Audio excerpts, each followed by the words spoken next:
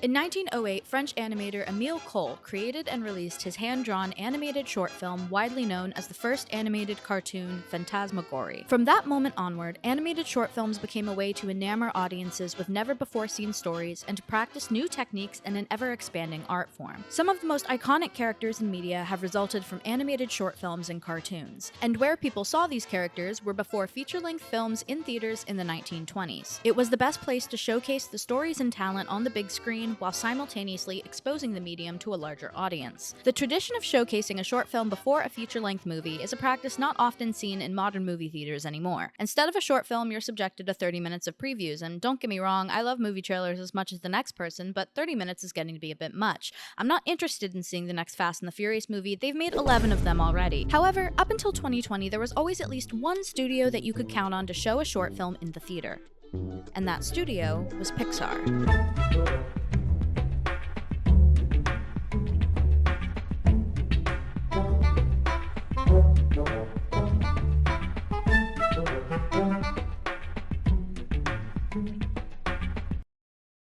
I love Pixar. Growing up, a lot of my favorite movies were Pixar movies. My favorite movie just in general is a Pixar movie. I'll let you take a look around my room and just take a wild guess at what that is. I've always been fascinated by the company itself. I think it grows from a childhood fascination with Easter eggs and secret messages and the fact that the employees decorated their office spaces to look like a treehouse or an airplane hangar, which is dope. I really admired the company's creativity and practices and content, and that includes their short films. I wanted to make a video about the short films in some way, and then I got to thinking and I realized it'd been a long time since I'd even seen a Pixar short film that was a new release, and therein lies the problem. The Pixar short films still exist on streaming services, they just no longer exist in the way that they used to. And I thought back to the last time I had seen a traditional Pixar short film shown in the movie theaters before a feature-length film, and realized it was before the year 2020.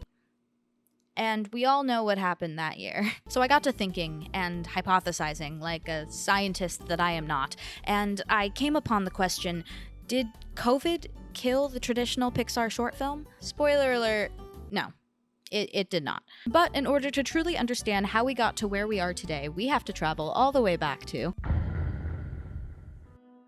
In 1979, a group of employees that made up the computer graphics division at Lucasfilm were hard at work developing new techniques and pioneering new equipment to aid in the ever-expanding special effects division. This work was, of course, showcased in movies like Star Wars, Star Trek, and Young Sherlock. This group of employees had big dreams, and those big dreams were to make a feature-length film completely animated by CGI. Unfortunately, these employees also knew that technology still had a ways to go before that was even possible, so they instead focused on selling their products. The head of this computer graphics division was a guy named Ed Catmull. The division was made up of some of the smartest CGI specialists in the industry, but they weren't necessarily animators. Therefore, when Ed met ex-Disney animator John Lasseter at a conference, he pretty much hired him on the spot. Lasseter had recently been fired from Disney after pitching an ambitious version of the Brave Little Toaster using CGI, to which Disney executives said, "Why would we do that?" and just straight up sacked him. Ed hired Lasseter under the ominous title of interface designer to be the creative animator on the team and practice storytelling through CGI. This division at Lucasfilm eventually broke off and decided to form their own company, finding an investor in Apple founder Steve Jobs, and named themselves after the product they sold, the Pixar Image Computer. But that full title would be a horrible name for a company, so they were just named Pixar. After John joined, he created the first short film of what I'm choosing to title The Golden Age. But before we jump into that, I'm going to talk about another subgenre of the Pixar short film. Okay, so as their name in the industry was growing, alongside computer animation itself, Pixar was frequently hired to complete short commercials and advertisements utilizing CGI for various brands. These companies included brands like Lifesavers, Tropicana, and Listerine, amongst many others. These commercials had a very distinct Pixar feel, most of the time involving the products that they were selling coming to life in some way. Honestly, part of the reason I'm doing this segment is just to showcase this insane ad for Volkswagen. Roll the clip.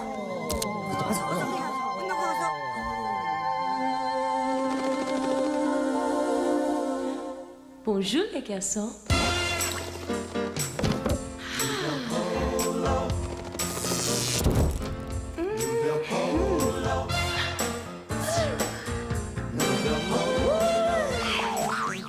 Et qui m'aime me suit.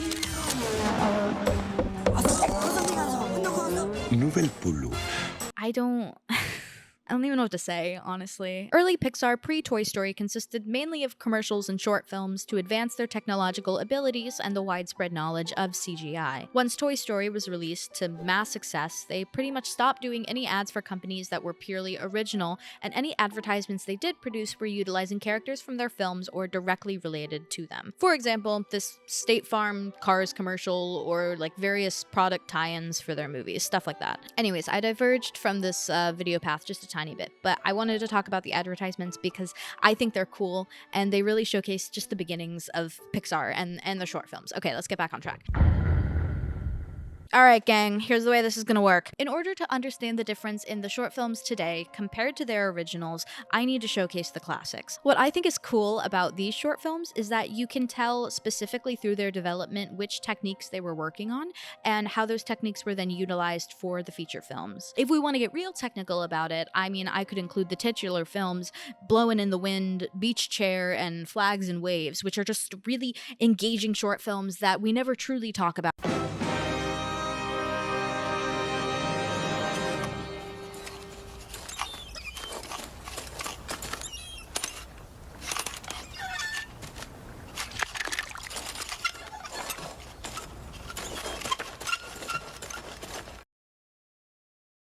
Just really thrilling stuff. The first thing that John Lasseter did after joining Pixar in 1984 was create The Adventures of Andre and Wally B. Pixar wasn't even named Pixar at this point and was still the graphics group, and this short was mainly a way for the group to practice CG as an animation art form and means of telling a story, rather than just an aid to special effects. You could also technically not even count it as an official Pixar short film since they technically weren't Pixar yet and it didn't premiere before a movie, but it appears on the Volume 1 DVD of the short film, so I'm going to include it on that technicality. Andre and Wally B tells the story of a little guy who sounds suspiciously like Donald Duck and a bee that torments him. If there was one thing that CGI was really good at, specifically at this point in time, it was shapes. So Andre is made up of geometrical shapes similar to and inspired by our favorite corporate overlord Mickey Mouse. The short debuted at Toronto's International Animation Festival, and it's the first use of motion blur and complex 3D backgrounds made utilizing particle systems. Wow!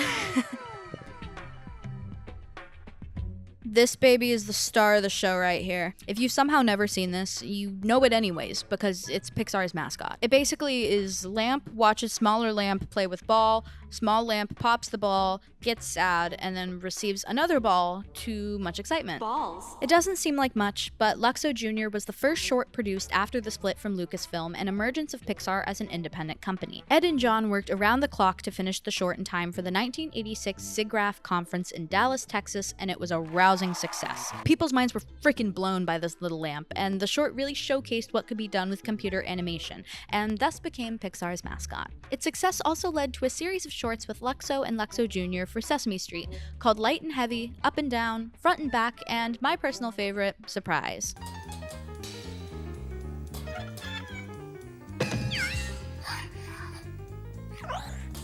Surprise. You cannot tell me that is not the cutest goddamn thing you've ever seen. Luxo Jr. was the first computer animated film to be nominated for an Academy Award for Best Animated Short Film and was reissued to be shown before Toy Story 2. Unpopular opinion, I love Red's Dream because it is a fever dream of a short film, pun intended. The short falls at a weird point in CGI animation in which animators were starting to get the hang of animating objects, but pretty much nothing else. As I said earlier, CGI was really good at shapes, and you know what it wasn't good at? People. The only way to get better is to practice, and practice they did with this clown appropriately named Lumpy. In 1987, Ed wanted the Pixar staff to make a film with the Pixar image computer and the rendering software Caprice. I think that's how you say that.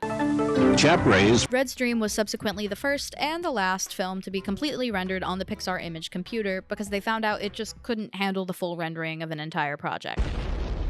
Lumpy is so haunting because he is one of Pixar's first human characters and was sculpted as a model and then scanned into the computer using a digitizer. Don't ask me what that is, I don't know. Red's Dream debuted at SIGGRAPH in Anaheim and is one of the only short films to not be shown before a feature film, probably because Lumpy the Clown here would scare all the children in the audience like he scares my best friend. I need to get your opinion on this, okay? Your honest honest reaction.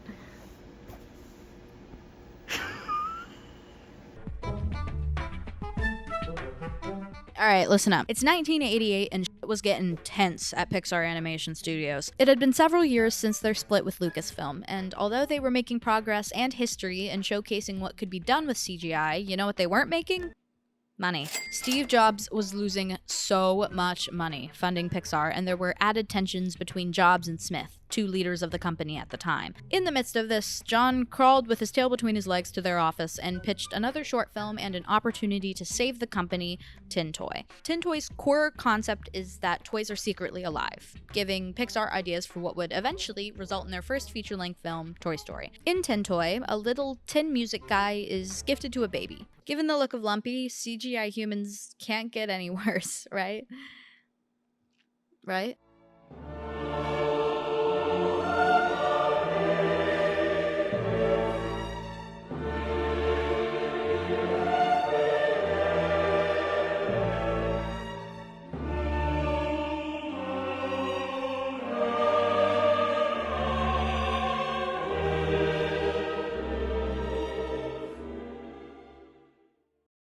Understandably, every toy in this living room is terrified of this baby.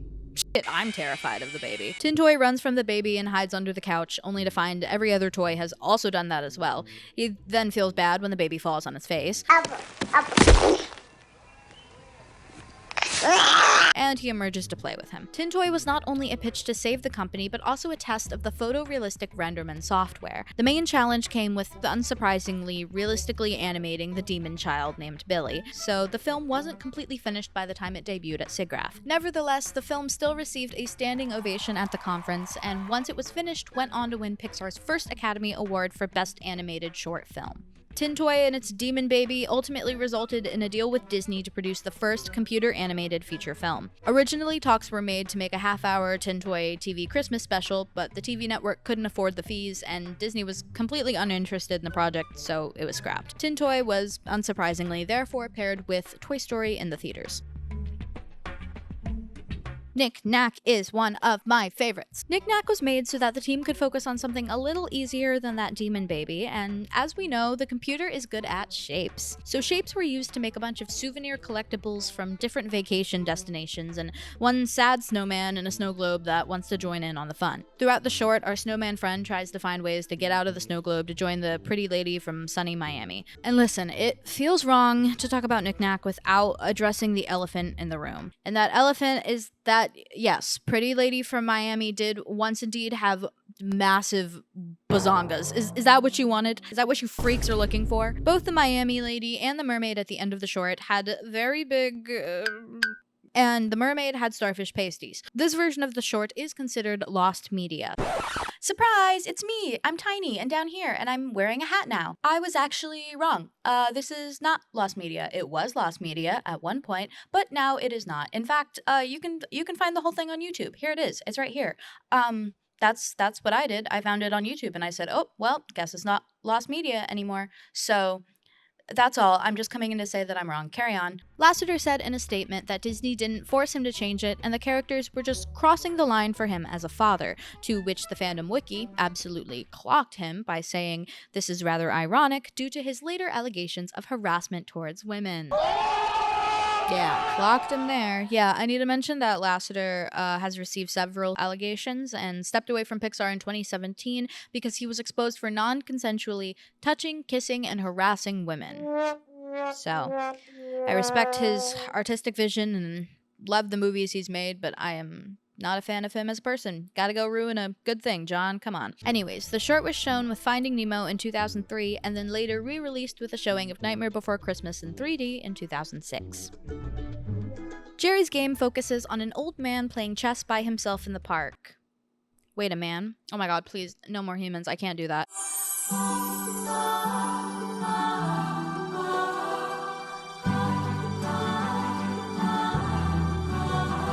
Oh my god. There's a nice little old man, they did it. They finally figured out humans! As I would assume you already know, Pixar's first feature film, Toy Story, was a massive success. The result of the first full-length CGI feature film was a Special Achievement Oscar, $300 million worldwide at the box office, and a pause on Pixar's short film development. After Toy Story, Ed wanted to revamp the short film production as a way to bring in new animators, research, and development to the studio. Production on Jerry's Game began shortly after Toy Story and early into production on A Bug's Life, and the goal was to distinctly feature a human protagonist since that had yet to be done before. For the short, an in-house computer simulation was developed so that they could mimic the clothing on a character, as well as complicated facial rigging that ended up being utilized in A Bug's Life. And you might be thinking, hey, isn't that the guy from Toy Story 2 that polishes and fixes Woody? And to that I say, nerd, you gotta be some sort of Pixar nerd to be able to recognize that.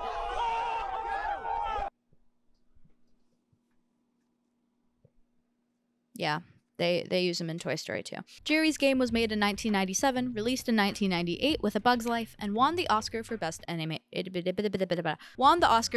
Animated Short Film. As I said previously, Jerry's Game enters us into a new era of Pixar short films, in which the focus was less on the technological advancements of CGI and more on bringing in new animators to research new stories and developments. I love each and every one of the shorts, but I can't dive deep into each of them, or else this video would be like 3 hours long, and I know people make videos like that, but I am not one of those people. So to hurry things along, I'm going to rapid fire through the remaining short films in the Pixar original shorts golden age, whatever I'm calling this. For the Birds was Pixar's first attempt at animating both feathers and moving backgrounds to tell the story of a bunch of little birds who bully one big one, ultimately backfiring and leaving all of them naked and scrambling on the ground. This development of moving backgrounds can be seen utilized in Cars, and the feathers utilized in Up. The short premiered in 2000 and then was shown theatrically before Monsters, Inc. and re-released for the theatrical release of Luca. It also won the Oscar.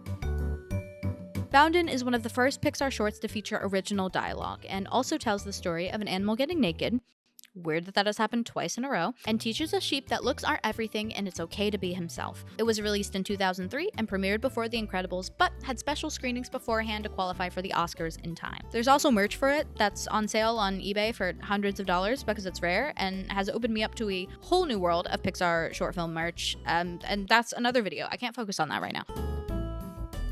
Animators and directors Andrew Jimenez and Mark Andrews were summoned to Ed's office and told that he wanted them to pitch and direct a short film. The result was One Man Band, a short film about two dueling instrumentalists battling it out for a coin from a little girl. Each director wanted a different type of film, so the concept was born out of their own battling personalities and their friendly competition. The short was released in 2005, shown before Cars, and told entirely through dueling musical compositions.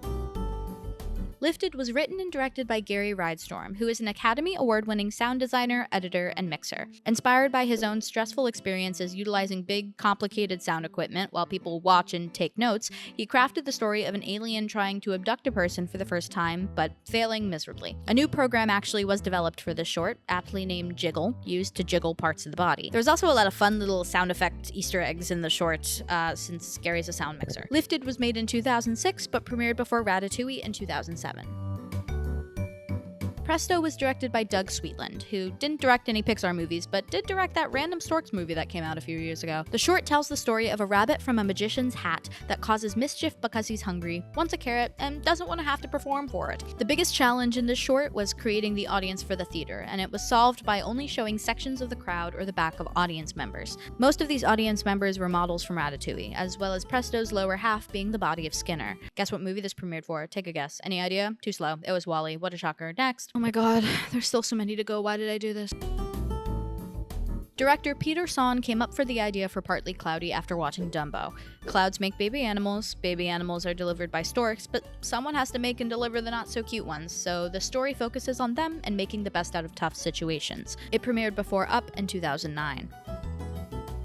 Day and Night creatively combines both 2D animation with 3D and utilizes masking to make the 2D characters a window into a 3D world. This is the second film to be animated partially in 2D after Your Friend the Rat. What's Your Friend the Rat, you might be asking? I'll get to it, that's a whole nother timeline, stop trying to get me off track. It was directed by Teddy Newton and premiered before Toy Story 3 in 2010. Pixar's longest short film at the time of its release, La Luna is loosely based on the short story The Distance of the Moon and is inspired by director Enrico Casarosa's personal experiences growing up in Italy with his father and grandfather. La Luna premiered in 2011 before Brave. Animator and VR effects artist Sascha Unseld was ambitious in the creation of the Blue Umbrella. It involved an update of the rendering system to include algorithms capable of rendering new lighting and reflection, also known as global illumination. It simulates how light is reflected and emitted off of surfaces, and was used in Monsters University, which happened to be the movie it was shown before in 2013. If you don't know this song in this short, I don't know what you're doing. I feel like most people have heard this or know this. Lava is a little song that tells the tale of two volcanoes in love and lacks any verbal communication besides song, which makes it the second short film to have original dialogue after Bounden. Directed by James Ford Murphy and produced by Andrea Warren, the short is an exploration of large-scale shots that computers find hard to do. It premiered in 2014 before Inside Out. This short film is super interesting and so creative, and is a little kid imagining the Hindu gods as superheroes, which makes it so sad that it was paired with objectively one of the most forgettable Pixar movies, The Good Dinosaur. Sanjay's Super Team was created by its director, Sanjay Patel, and was the first Pixar film to feature religion and have a PG rating, besides the Monsters, Inc. one called Party Favors. But we'll get to that. Stop it, I gotta keep everything together.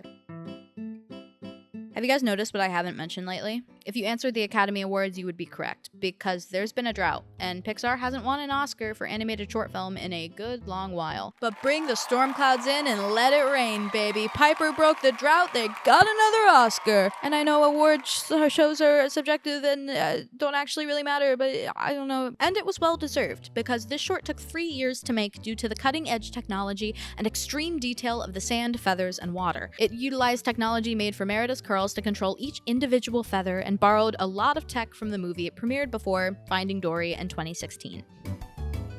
Lou is a very sweet short film, directed by Dave Mullins and shown before Cars 3 in 2017, about items from the lost and found coming to life. I want to talk more about it, but I can't really find that much, so that's all I'll say for right now, but go watch it, it's cute. After all this time and all those years, Bao is the first short to be directed by a woman, Dami Shi, who directed Turning Red. It was shown before Incredibles 2 in 2018 and also won the Oscar. And with Bao, we have ended our list of what is considered the original short films. However, we are nowhere near done. Okay, besides those original short films that contain their own standalone stories and premiered before feature-length films, most Pixar movies prior to 2019 had at least one bonus short film on the film's DVD that was associated with the movie itself in some way. Earlier movies like A Bug's Life and Toy Story 2 had outtakes created for the movie which served as its bonus content. Other movies had a short film that elaborated on the characters, plotline, or just the world the movie took place in. I will now list each of those films, so you cannot possibly say, "But Julia, you forgot this one." No, I'm listing them all. Mike's New Car, Exploring the Reef, Jack Jack Attack, Mr. Incredible and Pals, Mater and the Ghostlight, Your Friend the Rat, Bernie, Doug's Special Mission, George and AJ, The Legend of Mordu, Party Central, Riley's First Date, Marine Life Interviews, Miss Fritter's Racing School, Dante's Lunch, Auntie Edna, Lamp Life, 22 vs. Earth, Ciao Alberto, One True Love. Lamp Life, 22 vs. Earth, Ciao Alberto, and One True Love were all not home video releases because nobody buys DVDs anymore, and were released on Disney+, but are still considered to be associated with their movie tie-ins. Another weird outlier is Party Central, which I previously mentioned was the only other PG short film. But besides that, it was released theatrically with Muppets Most Wanted. I don't know what the decision was like for that pairing. Party Central was also released on Disney Movies Anywhere, which was a cloud-based digital rights locker and streaming platform for purchased films and digital copies redeemed from codes and home video releases and digital purchases. You got that? It was a pre-Disney Plus, before Disney Plus, except you actually had to buy the movies individually and make a purchase, but you could have them on your laptop. Okay, so surely we're done, right? Wrong. We're never done, baby. We haven't even talked about the short series' Roll the Title.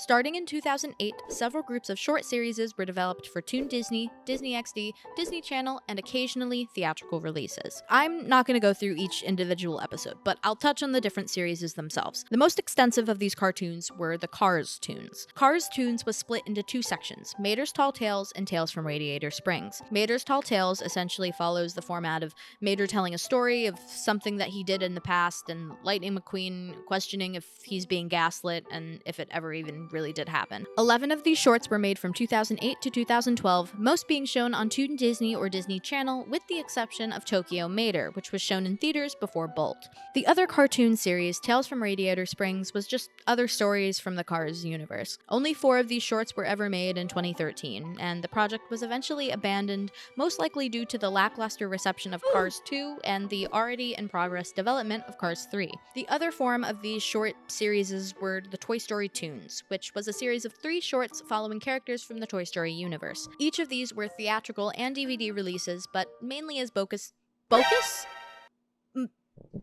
I gotta sit and reflect for a second on Bocus. Each of these were theatrical and DVD releases, but mainly as bonus features or accompanying re-releases of Pixar movies. Additionally, there are the TV specials Toy Story of Terror and Toy Story That Time Forgot, which were aired on ABC in 2013 and 2014. So now, here we are. Pixar has grown extensively over the 2 decades it's been a company, and fundamentally changed the way animation functions as an art form. More animated films are CGI than they are not, and Pixar, having officially signed and been purchased by Disney in 2006, is a household name in the entertainment world. As you can clearly tell, they've come a long way from just releasing 1 short film and 1 feature length every year, with a constant stream of projects releasing throughout the years on various platforms. Together, we've traveled from 1979 to, where are we? 2019? Oh, that's a good year. Surely nothing monumental and history-altering happens in the coming months. I don't think I need to explain COVID to anyone. I mean, we all lived it, and the mass nationwide lockdown had a significant effect on almost every industry, including the entertainment industry. Most notably, an industry that suffered a large amount was movie theaters. Even before mass shutdowns in the US and sections of Europe had even occurred, by March 9th of 2020, the box office had already lost approximately $5 million due to shutdowns in China, Japan, South Korea, Italy, and France. The nationwide shutdown only contributed to further losses, and the box office lost billions of dollars over the course of the worst of the pandemic. Upon reopening, movie theaters tried to rebuild upon their 2020 losses, but revenue was still down 61% in 2021 compared to pre-COVID 2019. Several factors have gone into this massive decrease in movie theater attendance, one of which, of course, being COVID, and another being the increase in movie prices in order to make back what the theaters had lost. Currently, 1 movie ticket can range from $10 to $15. Add on a regular popcorn, because why would you go to the theater and not get popcorn? And that's another $8.99 at AMC. Or, if you want the popcorn, drink, and candy special, it's $22.97. Therefore, if you're going to the movie theater just by yourself, you're spending anywhere between $10 to $40, let alone if you take the whole family on an outing. Although these factors have a significant amount to do with the decrease in movie attendance, another major factor is the massive expansion of subscription-based streaming services and the increase in their utilization during the shutdown. Movies that theoretically should have done well in theaters bombed in the box office due to the fact that they were being released at the same time on streaming services in order to maximize reach. Logically, many people thought, well, if I'm already paying for the streaming service and I can watch the movie from the comfort of my own home without the risk of contracting a viral sickness, why would I bother going to the theater? The amount of different streaming services that exist worldwide is exceeding 100, and an average of 85% of US households have at least one of them. If you want to watch a movie, there's a chance you can find it, whether that be on Netflix or Hulu or Max or Peacock or Amazon Prime or YouTube TV or Apple TV or Paramount. For an example that pertains to our current topic of discussion, let's take a look at Onward. Disney Pixar's Onward was released in March of 2020, shortly after the US shutdown began, and saw the biggest weekend-to-weekend drop in any of the Pixar films, making it one of the poorest performing Pixar movies to date. In fact, the top 5 lowest grossing Pixar movies are all releases during or post-2020. And the thing is, I can say I've watched each of these movies pretty shortly after they were released, but I didn't watch any of them in a movie theater. I watch them on Disney+. In order to continue making a profit and prevent hundreds of people from losing their jobs, movies began to be released on streaming services so that people could watch new releases safely from the comfort of their own home. The thing is, once you open that door, it's hard to go back. Once movie theaters reopened, they still were struggling to maintain profits because movies were being released simultaneously on streaming services as well as in theaters. As I previously stated, it's gotten more expensive to go see a movie, so the average person comes to the conclusion that they would rather use the money they're already spending on streaming services to watch the movie from the comfort of their own home, where they can pause if they have to go use the bathroom. I've gone on like a bit of a tangent here, and you're probably wondering, Julia, where are you going with this? But it's important to understand that the combination of increase in streaming platforms as well as a massive nationwide shutdown led to a catalyst in which streaming services were the sole way individuals consumed new content. Therefore, it not only led to a massive shift in the traditional ways people consume new films, but the way people are exposed to bonus content attached to those films, like the short films. Obviously, there were already other ways these were consumed. I talked about it, like network TV and DVDs and Disney Movies Anywhere, but the main one was the way that they were showcased before feature-length films in the theaters. So COVID meant no theaters, which meant no short films, which means COVID killed the Pixar short film, right? No, wrong. Because Pixar had changed the way their short films were traditionally being shown far before the theaters even shut down. In fact, in 2019, Pixar was already trying a new tactic to deliberately phase out the traditional short films preceding theatrical releases, and this tactic was Spark Shorts. Toy Story 4 was released in 2019 and was the first feature-length Pixar film since the company's creation to not feature a short film before the movie. The reasoning behind this was that the company was beginning to launch a new series on Disney Plus titled Spark Shorts. Spark Shorts was a series of short films made with the intention of giving typically underrepresented directors and artists a chance to showcase their work under a distinct budget that wasn't confined to a theatrical release. It was a decision that producers were conflicted about, but ultimately felt like it was the right decision for the expansion of the company and to give out more opportunities. The shorts created in this series are heartfelt and moving and unique and just so incredible, and unironically are just some of the best stories I have seen in a while. This would have been an amazing move if it wasn't for the sheer amount of content that already exists on Disney Plus overshadowing unique stories like these. It's a topic that's already been talked about in a lot of videos, so I won't get too into it, but there's just too much to consume now. Wonderful work by talented artists gets swept under the rug in favor of mediocre expansions on licensed franchises. No offense if one of those are your favorite show, but you get what I mean. I want to emphasize that that's not to say they're entirely underappreciated. I mean, plenty of people watch and like them, and a couple have been nominated for Academy Awards, but they just aren't as well known and praised as the originals because there's just so much to look at when you open Disney Plus. Especially since they partnered with Hulu, because it is so jarring to open Disney and see like a murder documentary front and center. COVID didn't kill the Pixar short film. Far from it, actually. It simply is a milestone in history that seemed to coincide with Pixar's dissipation of the short film tradition, and therefore has led me to think that it did. The reason I feel like less people seem to know about the short films now is due to an oversaturation of content and lack of public advertising for the short films themselves, which suck because they're really interesting. But the reality is, if you don't force people to watch the short films before the movies, they most likely won't see them. Because despite our painfully short attention spans, short films are not what people are getting on Disney Plus to watch. I guess if I was to give this video like one big moral, it would be to look for hidden gems on streaming services or something, but even that's hard to recommend without seeming like a hypocrite, because to be honest, I hadn't watched the Spark Shorts before making this video. There's also more shorts post-2020, of course, like Pixar Popcorn, as well as like the TV shows and all these other developments, but I gotta be honest guys, I'm so tired, so I'm not gonna talk about those. To go back to the roots of this video, animated short films are a criminally underrated form of storytelling and artistry. To be able to tell a story with a beginning, middle, end, and overarching theme in the span of under 10 minutes is an impressive feat, and when it's done right, worth celebrating. Without short films, and without those of Pixar's especially, many artists wouldn't have had the chance to experiment with their art, advance storytelling, and make fundamental advancements in CGI technology and animation. Each story is unique, each story is worth celebrating, and without this abomination, there would be no Elsa from Frozen. So, honor your ancestors. Guys, if you made it to this point in the video, congratulations. You deserve a medal. Here's your medal. Ready? That's a medal. I'm editing it in. Boink. I really appreciate it if you've watched all the way here. Or if you just skipped to the end, that's okay too. Maybe stick around for other stuff. If you didn't like this video, maybe one of my other ones you'd like better. I also have another channel. I put whatever I want on there. Thanks, guys. You're really cool. Go Pixar, but also capitalism and monopolies and Disney. The end.